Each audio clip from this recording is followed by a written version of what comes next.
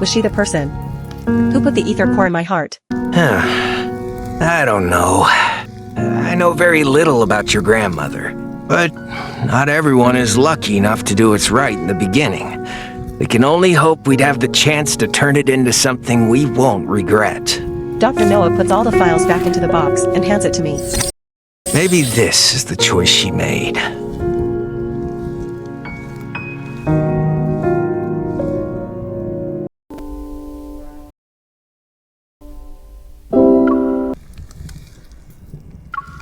In the stillness of night, all is quiet except for the muffled crackling of the fireplace. Occasionally, a few sparks pop out from the flames, making a crisp sound. After tossing and turning in my bed, I decided to sit in front of the fireplace and go through the files left by Grandma. The ether core. Energy incomparable to other protocores. Grandma knew someone might target people related to ether cores. Is that why she kept me in the dark for so long? What should I do now? While my mind is a tangled mess, I hear a rhythmic tapping sound from the French windows. As I turn, I see Zane standing there with a thin layer of snow on his hair. The Aurora?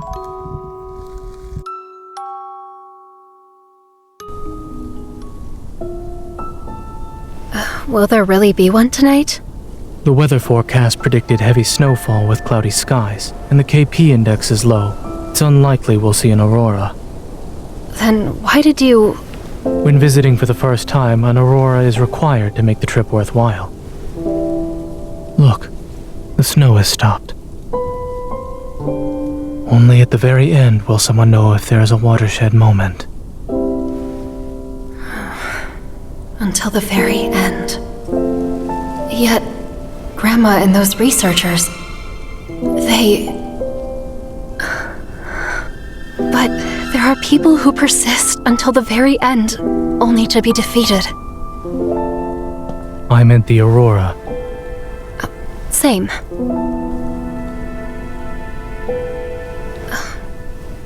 What's that over there? Mount Eternal. Oh. I remember. It had an anomalous protofield a few years back. Dr. Noah chose to live here in the Arctic. For your research project, right? Not necessarily. My friend sacrificed himself during the protofield anomaly that took place here. Oh, I see. I'm sorry. Why are you apologizing?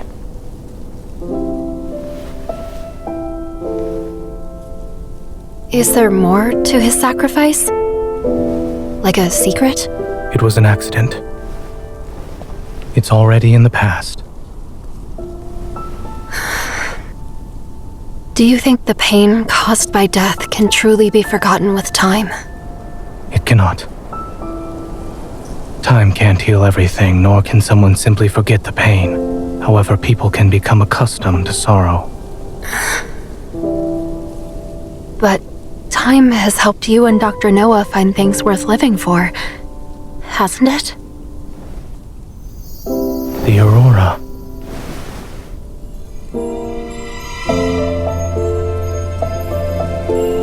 You're right. An Aurora is required to make an Arctic trip worthwhile. It's a shame we can only enjoy it for a few moments.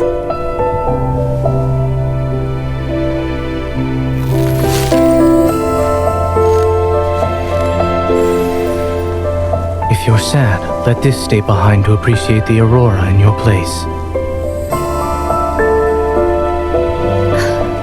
Is that snowman supposed to be me? Are you going to stay in Snowcrest for a while longer? Well, I'll leave this with you then. Will the snowman remind you of me? No. However, when I do think of you, I'll just call. To give me more doctor's orders? You're a very dedicated physician. After you leave here and return home, you'll likely be quite busy. Yeah. Busy learning about the secrets of the ether core and Anakinus.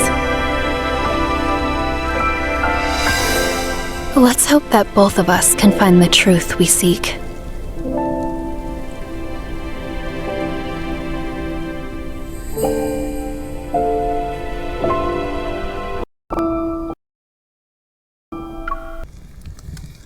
I'm going back to sleep. Good night. Good night. I bid farewell to Zane once we returned to the living room. The Aurora might have actually put me at ease. A wave of tiredness overwhelms me. Wait. He picks up the documents scattered on the sofa. Then, he quickly organizes them and hands them to me. Here. These documents contain information about the energy in your heart and its connection to the ether core. If they're leaked, you might become Anakinus' next target. I know. But why would they kill researchers who worked with an ether core? They want to keep its existence a secret? Perhaps they don't want anyone else to get their hands on it, as they try to obtain one for themselves. Or there are ether cores already in their possession, and they're currently trying to keep it secret. I pause for a moment and then grab the documents from Zane's hand. What is it? You said there could be ether cores in Anakinus' possession, right? I quickly flip through the documents, and an idea forms in my mind. I was only speculating. No, you might be onto something. Found it. Energy at rest, 3021.7 EV. This is my heart's minimum energy output value that corresponds to the ground state of the ether core. It dawns on me. I lift my arm and use the hunter's watch to look through the database on that protocore I found in the no-hunt zone.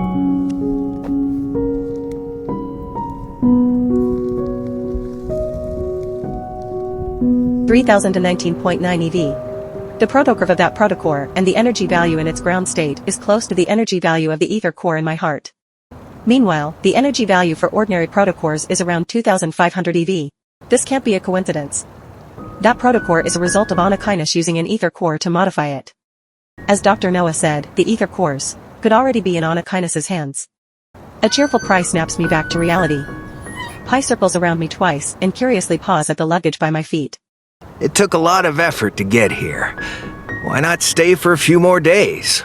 Thank you, but I want to go back home and double-check something. When I have time, I'll visit you again. Then I'll stay until you beg me to leave. Great. I'll hold you to it. I called a friend. He'll take you to the train station in a bit. Pi. Zane walks out of the house, carrying his belongings, and beckons Pi to his side. All set? It's freezing. Please go back inside. Pi will be my guide. Zane exchanges a few words in a low voice with Dr. Noah, and then walks over to me. Stay safe. You really aren't coming with me? What? Did you think I was joking when I said I was here on business? No, not really.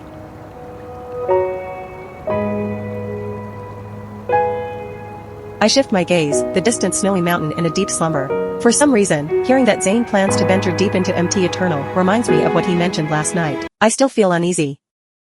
You take care of yourself and Pi. I will. Pi barks twice at the entrance, and Zane nods to Dr. Noah before turning around and leaving.